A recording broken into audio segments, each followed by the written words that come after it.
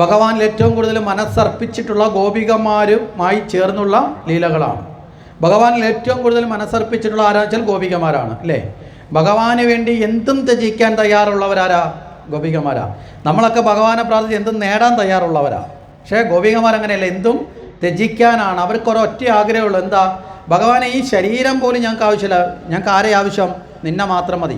അതിൻ്റെ പേരിൽ ഇനി നാണവും മാനവും മാനാപമാനങ്ങളൊന്നും ഗോപികമാർക്ക് പ്രശ്നമില്ല. കാരണം നാണവും മാനവും മാനാപമാനവും ഒക്കെ ഉണ്ടെങ്കിൽ കല്യാണം കഴിച്ച് ഭാര്യയും മക്കളും ഒക്കെ ആയിട്ട് ജീവിക്കുന്ന ഗോപികമാർ വരെ ഭഗവാനെ സ്വന്തമാക്കാൻ ആഗ്രഹിക്കില്ലല്ലോ. ഭഗവാനേക്കാൾ പ്രായത്തിൽ മൂത്ത യശോദയുടെ പ്രായമുള്ള ഗോപിക വരെ കൃഷ്ണൻ്റെ പുറകിൽ നടന്നു എന്നാണ് പറയുന്നത്. മനസ്സിലായില്ലേ? നീ എൻ്റെ പതിയായി തീരണമെന്ന് പറഞ്ഞ്. നമ്മളൊന്ന് ആലോചിച്ച് നോക്കേ, ഒരു 30-35 വയസ്സുള്ള ഒരു സ്ത്രീ 10 വയസ്സുള്ള ചെറുക്കൻ്റെ പുറകെ ഭർത്താവ് ആക്കണമെന്ന് പറഞ്ഞ് നടന്നു കഴിഞ്ഞാൽ നാണക്കേടല്ലേ? അപ്പോൾ നാണവും മാനവും ഉള്ളവരാരെങ്കിലും അങ്ങനെ ചെയ്യുമോ? ചെയ്യാൻ സാധ്യതയുണ്ടോ? ഒരിക്കലും ഉണ്ടാവില്ല. അപ്പോൾ അവിടെ മാനാപമാനങ്ങളെന്ന് പറയുന്നത് ഒന്നും ആർക്കില്ല, ഗോപികമാർക്കില്ല. അവരെ മുമ്പിൽ ഒരൊറ്റ ലക്ഷ്യമേ ഉള്ളൂ, എന്താ? കൃഷ്ണനെ നേടുക എന്നുള്ളതാണ് അല്ലേ ആ ഗോപികമാർ.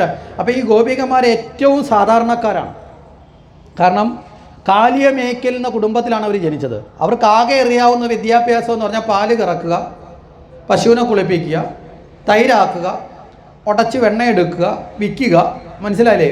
അതിനുള്ള പുല്ല് പറിച്ചു കൊടുക്കുക. ഇതൊക്കെ ഇതിനപ്പുറത്തോട്ടുള്ള വിദ്യാഭ്യാസം പണ്ട് കാലത്ത് അങ്ങനെയാണ്. ജീവിതത്തിൻ്റെ ക്രമമനുസരിച്ചിട്ടുള്ള വിദ്യാഭ്യാസത്തിനാണ് ഒരു സമൂഹം താല്പര്യം കൊടുക്കുന്നത് അല്ലേ? ശരിയല്ലേ? പണ്ടെല്ലാവരും അങ്ങ് സ്കൂളിൽ പോയി വലിയ വിദ്യ നേടലല്ല. അന്ന് എല്ലാവരും അഭിമാനത്തോടെ അവരുടെ തൊഴിലേർപ്പെട്ട് ജീവിതം മുന്നോട്ട് കൊണ്ടുവരുന്നു. ഇന്നെല്ലാവരും വിദ്യാഭ്യാസം നേടി തൊഴിലേർപ്പെടുന്ന കാര്യത്തിൽ മാത്രം നമുക്ക് മടിയായി.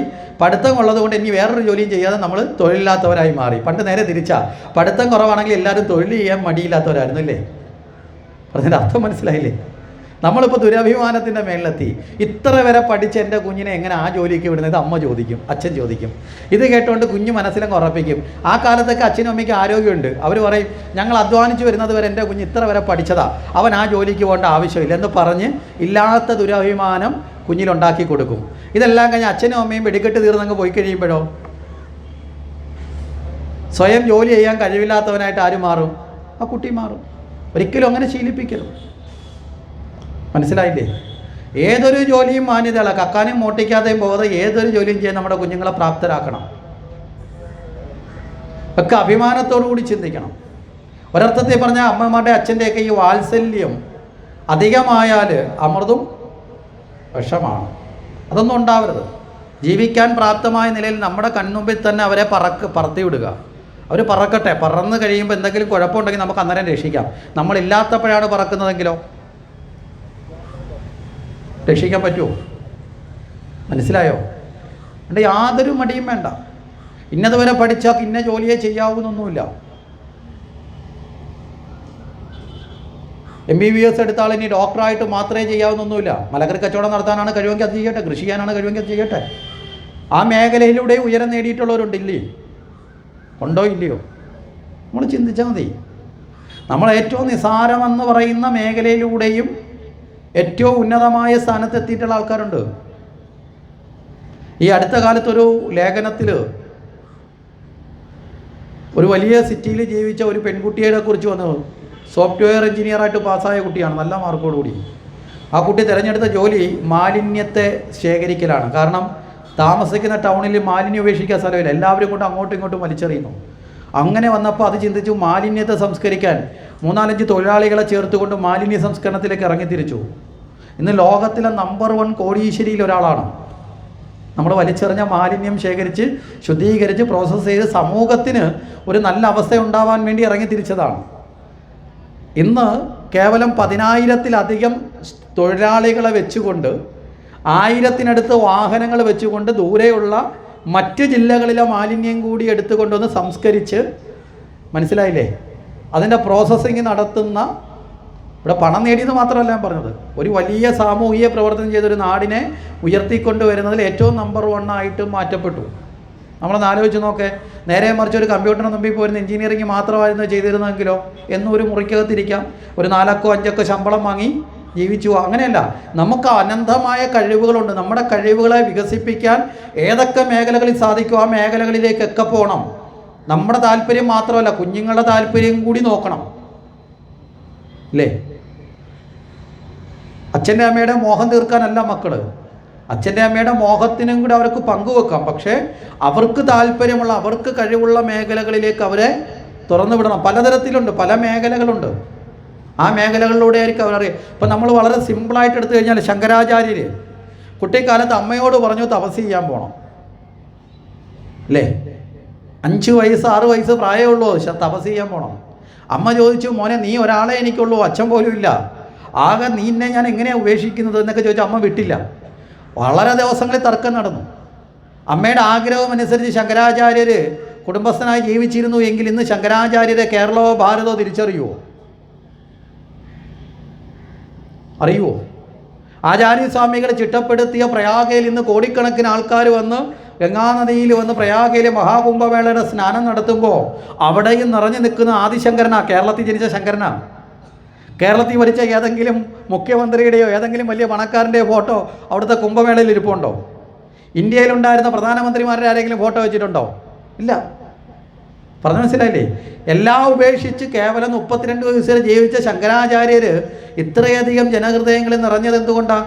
ആ ശങ്കരാചാര്യർ പറഞ്ഞു, അമ്മേ എനിക്ക് സന്യസിക്കാനാണ് താല്പര്യം, അല്ലേ? അവസാനം ഒരു മുതല പിടിക്കുന്ന രംഗമൊക്കെ സൃഷ്ടിച്ച് അമ്മയുടെ അനുവാദം വാങ്ങിയിട്ട് ശങ്കരാചാര്യർ പോയി. ആ ശങ്കരാചാര്യർ നമ്മളൊന്ന് ആലോചിച്ച് നോക്ക്. അങ്ങനെ ഓരോ മേഖലകളും.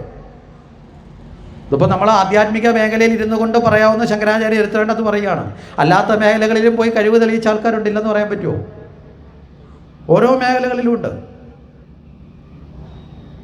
അപ്പോൾ അത്തരത്തിലുള്ള ശീലങ്ങളിലേക്കും കൂടി നമ്മൾ കടന്നു വരേണ്ടത് അനിവാര്യമാണ് എന്നുകൂടി നമ്മൾ സൂചിപ്പിക്കുകയാണ്. അപ്പോൾ ഇവിടെ ഗോകുലം എന്ന് പറയപ്പെടുന്നത് ഏറ്റവും വിദ്യാഭ്യാസമില്ലാത്ത ആൾക്കാരാണ് ഗോപികമാർ. പക്ഷേ അവർക്ക് ഭഗവാനോടുള്ള ഇഷ്ടം വളരെ കൂടുതലുമാണ്. ഇപ്പം ഭഗവാൻ അറിയാം, തൻ്റെ ജീവിതത്തിൻ്റെ മുഴുവൻ ചിത്രവും, അല്ലേ, മാപ്പും തയ്യാറാക്കിയിട്ടാണ് ആര് വരുന്നത്? ഭഗവാൻ. ഓരോരോ ഘട്ടത്തിൽ എന്തൊക്കെ ചെയ്യണമെന്നൊക്കെ നിശ്ചയിച്ചിട്ടല്ലേ? അതുകൊണ്ടല്ലേ ജനിക്കുന്നതിന് മുമ്പ് തന്നെ ഭൂമാതാവ് എന്ന് പ്രാർത്ഥിച്ചപ്പോൾ തന്നെ പറഞ്ഞു, കംസനെ ഞാൻ വധിച്ചോളാം, ഞാൻ ഞാൻ ദേവകിയുടെ 8ാമത്തെ പുത്രനാണ്. അപ്പോൾ കൃത്യമായിട്ട് തുടക്കം മുതൽ ഒടുക്കം വരെയും ഓരോരോ ഘട്ടത്തിൽ എന്തൊക്കെ ചെയ്യണമെന്ന് ആർക്കറിയാം? ഭഗവാന് കൃത്യമായിട്ട് ഉറപ്പുണ്ട്. നമുക്ക് ഉറപ്പുണ്ടോ? അടുത്ത വർഷം ഇന്നത് ചെയ്യണം നമുക്ക് ആഗ്രഹം കാണും, പക്ഷെ ഉറപ്പുണ്ടോ? പക്ഷെ ഭഗവാൻ ഇതാ ഉറപ്പാണ്, ആഗ്രഹമല്ല, നിശ്ചയമാണ്, നിശ്ചയിച്ച കാര്യമാണ്. അതനുസരിച്ചിട്ടാണ് കാലം പോലും സഞ്ചരിച്ചു കൊണ്ടിരിക്കുന്നത്. അപ്പോൾ ആ ഒരു നിലയിലാണ് ഭഗവാന്റെ തലം എന്ന് പറയുന്നത്. അപ്പം അതുകൊണ്ട് തന്നെ ഭഗവാൻ ഈ ഗോപികമാർ ഇത്രയധികം സ്നേഹിക്കുന്ന ഗോപികമാരെ ഉപേക്ഷിച്ചിട്ട് അല്ലെങ്കിൽ വെടിഞ്ഞിട്ട് അവരടുത്ത് നിന്ന് ഒരു ഘട്ടം വരുമ്പോൾ ഇവിടം വിട്ടു പോകേണ്ടി വരുമെന്ന് ആർക്കറിയാം? ഭഗവാൻ അറിയാം. അപ്പോൾ ആ വിട്ടു പോകുന്ന സമയത്ത് ഇത്രയും അധികം സ്നേഹിക്കുന്നവർക്ക് ദുഃഖം ഉണ്ടാവുമോ ഇല്ലാതിരിക്കുമോ? ദുഃഖം ഉണ്ടാവും, അല്ലേ? അപ്പം സ്നേഹിക്കുന്നവർക്ക് ദുഃഖം കൊടുക്കാതെ ഇരിക്കണം, എന്നാൽ വിട്ടുപോവുകയും വേണം. രണ്ടും നടക്കണം. തൻ്റെ കർമ്മമണ്ഡലത്തിൽ പോവുകയും വേണം, എന്നാൽ തന്നെ ആശ്രയിച്ചിരിക്കുന്നവർക്ക് വിഷമവും കൊടുക്കരുത്, അവരെ അതിൽ നിന്ന് മാറ്റി വേണം. അതിനെന്ത് വേണം? അവരെ കൃത്യമായി വിട്ടുപോകുന്നു എന്ന ദുഃഖകാരണമായ മനോഭാവത്തിൽ നിന്ന് ഒരിക്കലും വിട്ടുപോകാതെ നിങ്ങളുടെ ഉള്ളിൽ തന്നെ ഉള്ളവനാണ് ഞാനെന്ന ബോധം അവരിലേക്ക് പകരണം. മനസ്സിലായില്ലേ? വളരെ കൃത്യമായ ലൈനിലേക്ക് ഭഗവാന്റെ യാത്ര. അതായത് വിട്ടുപോകുന്നു എന്നത് മാനസികമായ തലമല്ലേ? ഇപ്പം നമ്മളോട് നമ്മളെ വീട്ടിൽ ആൾ പറയുകയാണ്, ഞാൻ ഇന്ന് അപ്പുറത്തെ മുറിയിൽ കിടക്കുക, നമ്മളിപ്പുറത്ത് കിടക്കുന്നു. നമ്മളെ ഉറപ്പെന്താ? അപ്പുറത്തെ മുറിയിൽ കിടപ്പുണ്ട്, വിട്ടുപോയിട്ടില്ല. പക്ഷെ അപ്പുറത്ത് കിടക്കാൻ പോയാൽ വാതിൽ തുറന്നിറങ്ങി ഒരു വണ്ടിയിൽ കയറി അയാൾ എത്രയോ കിലോമീറ്റർ ദൂരെ പോയാലും നമ്മുടെ ബോധം എന്താ? അപ്പുറത്തുണ്ട്, അല്ലേ? പോയെന്ന് തിരിച്ചറിയുന്നത് വരെ നമ്മൾ ആ ബോധത്തിലല്ലേ ഇരിക്കുന്നത്. രാവിലെ നമ്മൾ ചായയായിട്ട് ചെന്ന് വിളിക്കുകയും ചെയ്യും, അന്നേരം അറിയുന്നില്ല. അപ്പം നമ്മൾ ഫോണെടുത്ത് വിളിക്കാൻ പറയാം, ഞാൻ കന്യാകുമാരി നിൽക്കുക, അല്ലെങ്കിൽ ഞാൻ ഇന്നടുത്ത് നിൽക്കുക, നമ്മൾ ഞെട്ടിപ്പോവും, അല്ലേ? അപ്പം വിട്ടുപോയെന്ന ബോധം വന്നാലല്ലേ ദുഃഖമുള്ളൂ, അല്ലേ? വിട്ടുപോയെന്ന ബോധം അനുഭവപ്പെടുത്താതെ ഉള്ളിൽ തന്നെയുണ്ട് എന്ന ബോധത്തെ അനുഭവപ്പെടുത്തണമെന്ന് ആര് തീരുമാനിച്ചു? ഭഗവാൻ. കാരണം എന്താ? ഭഗവാൻ എപ്പോഴും ഇരിക്കാൻ ആഗ്രഹിക്കുന്നത് ഭക്തൻ്റെ ഉള്ളിലാണ്. ഭഗവാനെ ഇഷ്ടപ്പെടുന്നവരുടെ ഉള്ളിലിരിക്കാനാണ് ആരാഗ്രഹിക്കുന്നത്? ഭഗവാൻ ആഗ്രഹിക്കുന്നത്. അതുകൊണ്ട് ആ നിലയിലേക്ക് ഗോപികമാരെ ഉയർത്താൻ ഭഗവാൻ ഒരു എഡ്യൂക്കേഷൻ പദ്ധതി തയ്യാറാക്കി. ഗോപികമാർക്ക് എന്തിൻ്റെ കുറവാണ് ഉള്ളത്? വിദ്യാഭ്യാസത്തിൻ്റെ കുറവുള്ള. ഭക്തിയുണ്ട്, പക്ഷെ ജ്ഞാനം ഇല്ല. ജ്ഞാനം കൊടുക്കുക എഡ്യൂക്കേഷനാണ്. അപ്പോൾ കൃത്യമായിട്ട് ഭഗവാൻ ഒരു പദ്ധതി തയ്യാറാക്കി. നമ്മളൊക്കെ ഡിഗ്രി എടുക്കുമ്പോൾ നമ്മൾ പറയത്തില്ലേ 3 വർഷം, അല്ലേ? First year, second year, third year എന്ന് പറയുന്നത് 3 ഇയർ അല്ലെ 3 സെമസ്റ്റർ വിദ്യാഭ്യാസം ഭഗവാൻ നടപ്പിലാക്കി ഭഗവാന്റെ പാക്കേജിൽ. അതിൽ 1ാമത്തെ ഇയറാണ് അല്ലെങ്കിൽ 1ാമത്തെ സെമസ്റ്ററാണ് വെണ്ണാപഹരണം. അതിലും ഗോപികമാരാണല്ലോ ഓപ്പോസിറ്റ്. 2ാമത്തേതാണ് വസ്ത്രാപഹരണം. 2 അപഹരണം, 2 അപഹരിക്കലാണ്. മൂന്നാമത്തത് പകർന്നു കൊടുക്കൽ. 2 അപഹരിച്ചു, മൂന്നാമത്തത് പകർന്നു കൊടുത്തു. എന്താ? രാസക്രീഡ, തന്നെ പകർന്നു കൊടുത്തു.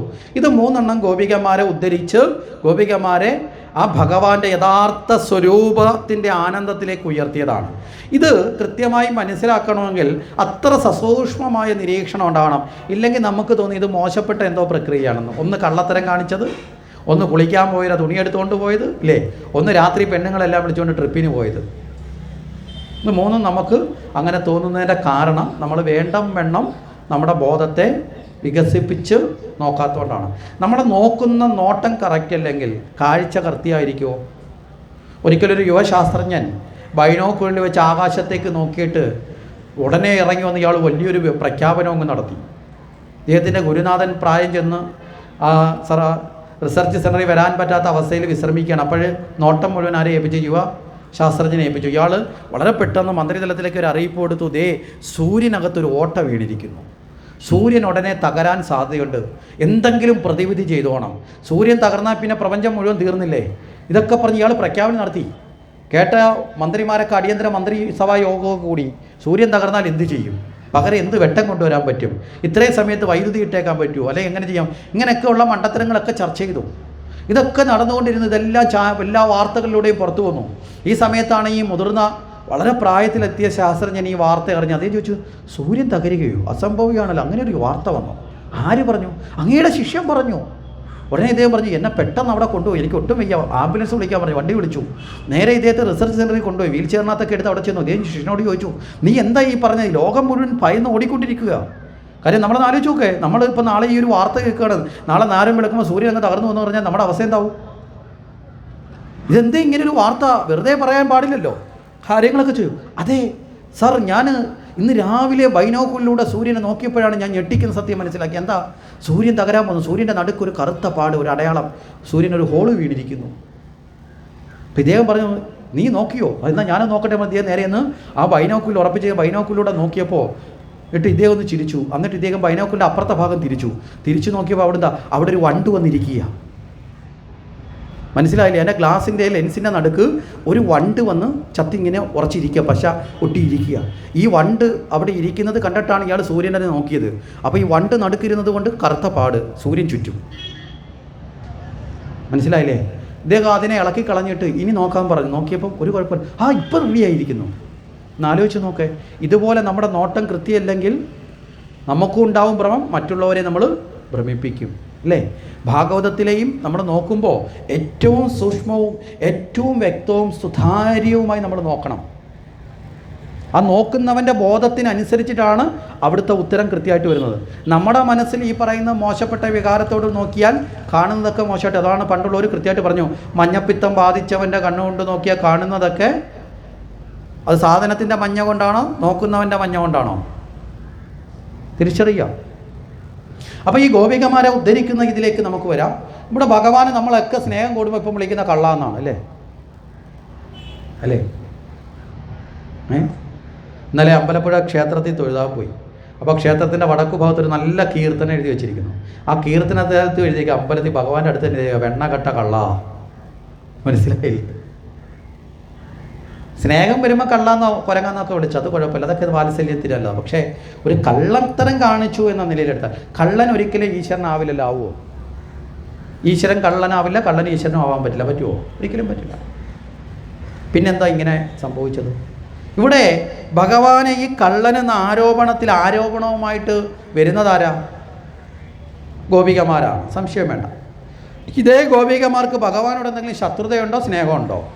സ്നേഹമുള്ളത്, ശത്രുതയില്ല. ഏറ്റവും കൂടുതൽ അവർ സ്നേഹിക്കുന്ന ഭഗവാൻ. അപ്പോൾ ഏറ്റവും കൂടുതൽ സ്നേഹിക്കുന്ന ഒരാളിനെ മോശക്കാരനാക്കാൻ ശ്രമിക്കൂ, അതുമില്ല, അല്ലേ? കുറേ പ്രശ്നങ്ങൾ ഇതിൻ്റെ ഇടയിലുണ്ട്. ഈ പരാതി മുഴുവൻ വന്ന് കേൾക്കേണ്ടി വരുന്ന ആരാ വന്ന് പറയുമ്പോൾ? യശോദയാണ് കേൾക്കേണ്ടി വരുന്നത്, അല്ലേ? യശോദയ്ക്കാകട്ടെ ഇവിടെ ഏറ്റവും വലിയ ദുഃഖം എന്ന് പറയുന്നത് 2 തരമാണ്. ഒന്ന്, സ്വന്തം മകനെ മറ്റുള്ളവർ കള്ള എന്ന് വിളിക്കുന്നത് ഇഷ്ടപ്പെടുമോ? ഒരമ്മ ഒരിക്കലും ഇഷ്ടപ്പെടത്തില്ല. രണ്ടാമത്തെ കാര്യം എന്താ? ഏറ്റവും കൂടുതൽ വെണ്ണയുള്ള കുടുംബത്തിലാണ് കണ്ണനുള്ളത്. മനസ്സിലായില്ലേ? ഗോകുലത്തെ സംബന്ധിച്ചുള്ള ഏറ്റവും കൂടുതൽ വെണ്ണയുള്ളത് ആരാന്ന് വെച്ചാൽ യശോദയുടെ വീട്ടിലാണ്. യശോദ നിസാരക്കാരിയൊന്നുമല്ല. 100 കണക്കിന് പശുക്കളെ വളർത്തി പാലെടുത്ത് ആളിനെ വരെ ഇരുത്തി അത് കടഞ്ഞ് തൈരാക്കി അതിനെ എടുത്ത് കൃത്യമായിട്ട് വെണ്ണ എടുത്ത് കച്ചവടം ചെയ്യുന്ന നല്ല ഒന്നാം തരം വ്യവസായ സ്ഥാപനമാണ് യശോദ. മനസ്സിലായില്ലേ? നമ്മളെ കുടുംബശ്രീ മിഷൻ കണ്ടുപിടിച്ചപ്പോഴൊന്നും അല്ല സ്ത്രീകൾ തൊഴിലിലേക്ക് ഇറങ്ങി, അതിനൊക്കെ മുമ്പ് വർഷങ്ങൾക്ക് മുമ്പേ ഉണ്ടായിരുന്നു. അപ്പോൾ വളരെ കൃത്യമായിട്ട് അവിടെ യശോദ അത്തരം കർമ്മം ചെയ്ത് ഏറ്റവും കൂടുതൽ വെണ്ണയുള്ള വീട്ടിലാണ് യശോദ ഉള്ളത്. അപ്പോൾ അവിടെ അത്രയും വെണ്ണയുള്ള വീട്ടിൽ ആ വെണ്ണയുമായിട്ടൊന്ന് ചെന്ന് കഴിക്കൂ മോനെ എന്ന് പറഞ്ഞാൽ കഴിക്കാതെ പോകുന്ന ചെക്കനാണ് അടുത്ത വീട്ടിൽ പോയി കക്കുന്നെന്ന് പറഞ്ഞത്. അവനവൻ്റെ വീട്ടിലില്ലാത്ത ഒരെണ്ണം മറ്റൊരു വീട്ടിൽ പോയി എടുത്തെന്ന് പറഞ്ഞാലും വലിയ കുഴപ്പമില്ല. ഇത് ആവശ്യം പോലെ എത്ര കണ്ട് കഴിച്ചാലും എത്ര കണ്ട് കഴിക്കാനാണെങ്കിലും ഉള്ളതാണ് ഇവിടെ. അവിടുന്ന് കോരിക്കൊടുത്താൽ പോലും കഴിക്കില്ല, വാരിക്കൊടുത്താൽ പോലും കഴിക്കില്ല. അങ്ങനെയുള്ള ഒരാൾ വേറെടുത്ത് പോയി കക്കുക എന്ന് പറയുന്നത് ശരിയാണോ? അപ്പോൾ ഇത് അഹങ്കാരമല്ലേ? അതാണ് യശോദയുടെ പ്രശ്നം. ഇനി ഇവരുടെ പരാതി വന്ന് ഇവരങ്ങോട്ട് പറയാം, യശോദ എടുത്തെന്ന് പറഞ്ഞാൽ യശോദേ നിനക്കൊരു മോനുണ്ടെന്ന് പറഞ്ഞ് ഞങ്ങൾക്കൊക്കെ ജീവിക്കണം, മര്യാദയ്ക്ക് കെട്ടിയിട്ടോണം, ഇല്ലെന്നുണ്ടെങ്കിൽ ഞങ്ങളുടെ കയ്യിരിക്കുന്ന ഞങ്ങളിനി നേരിട്ടടിക്കുന്ന അവസ്ഥ വരും. ഇതൊക്കെ പറഞ്ഞിട്ടാണ് ഇവർ ബഹളം ഉണ്ടാക്കുന്നത്. ഇവർ ഭഗവാനോട് സ്നേഹം ഉണ്ടെങ്കിലും ഗോപികമാർ ഈ കലഹം ഉണ്ടാക്കുന്നവരോടാണ്. ഈ സ്നേഹം കൂടുന്നിടത്താണ് കലഹവും കൂടുന്നത്, ഇല്ലേ? ശരിയല്ലേ? സ്നേഹം കൂടുന്നിടത്ത് കലഹവും കൂടും. അങ്ങനെ കലഹം ഉണ്ടാക്കും. ഭഗവാൻ അടുത്തുള്ളപ്പോൾ കലഹവും ഭഗവാൻ ഇല്ലാത്തപ്പോൾ വിരഹവും. ഇതാണ് ഗോപികമാരുടെ ശൈലി. അടുത്ത് വന്നാൽ പിന്നെ കൃഷ്ണനോട് പോലും മമതയൊന്നുമില്ല, പിന്നെ കിടന്ന് വഴക്കുണ്ടാക്കല, നുള്ളക്കവും പിച്ചക്കോ അടിയും ചവിട്ടും ഒക്കെയാണ്. ഇത് പോയി കഴിയുമ്പോൾ കുത്തിയിരുന്ന് കരയും. ഇതാണ് ഗോപികമാരുടെ ഒരു ശീലം. അടുത്ത് വരുമ്പോൾ നേരെ കലഹം, അകന്നു പോയാൽ വിരഹം.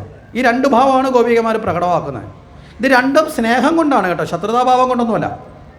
അപ്പോൾ ഇവിടെ ഗോപികമാർ ഈ പരാതി പറയുമ്പോൾ യശോദ കൃഷ്ണനെ പിടിക്കും, ചെവിയിൽ പിടിച്ച് പൊക്കി ഇങ്ങനെ നിർത്തും, മാനം കാണിച്ച് നിർത്തും. നല്ല കമ്പ് കിട്ടി വെച്ചുകൊണ്ട് ഈ കമ്പെടുക്കും. യശോദയ്ക്ക് സ്ഥിരം ഈ ചൂരലിൻ്റെ അത്യാവശ്യം സപ്ലൈ ചെയ്യുന്ന ആൾക്കാരുണ്ടെന്നാണ് പറയുന്നത്. കാരണം അത്രയധികം ചൂരൽ ചിലവാകും യശോദയുടെ വീട്ടിൽ. കാരണം അത്രയധികം തല്ല് ഡെയിലി മേടിച്ചുകൊണ്ടിരിക്കുന്ന ആളാണ് കൃഷ്ണൻ.